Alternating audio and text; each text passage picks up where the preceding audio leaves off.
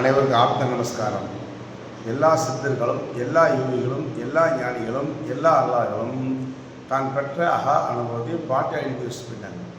அந்த பாட்டு அந்த அனுபவத்தை பெற்று அந்த நிலையில் இருக்க மட்டும்தான் அதுக்குண்டான பாட்டோட விளக்கம், செய்முறை பயிற்சியை உங்களுக்கு சொல்லித்தர முடியும். இப்போ சமாதியில் எளிய முறை நிர்விகள் சமாதின்னு இருக்குது. அதாவது ஜீவன் பிரியும் நேரத்தில் பிராணை கொண்டு பிரம்மத்தில் திறந்து சேர்த்தலை புரியுங்கிறார்.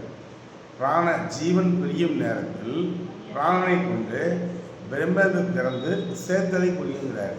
அப்போ உயிர் பிரியும் பொழுது உங்கள் பிராணனை பிரம்மத்தில் சேர்த்துட்டா உங்களுக்கு நிர்விகல்ப சமாதி. கவனிங்க,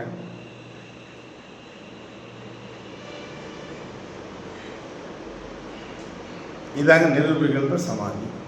இந்த நிலையை நம்முடைய இறைசக்தி மையத்தில் 1 மணி நேரத்தில் அடைந்து நீங்கள் அந்த பயிற்சி பெற்று நிர்விகல்ப சமாதியாகவும் கற்றுத்தரப்படுகிறது. தேகம் அழுகாமல் ஒரு பயிற்சி இருக்குது. தேகம் அழுகாமல் நிர்விகல்ப சமாதியாகும் நிலையும் கற்றுத்தரப்படுகிறது.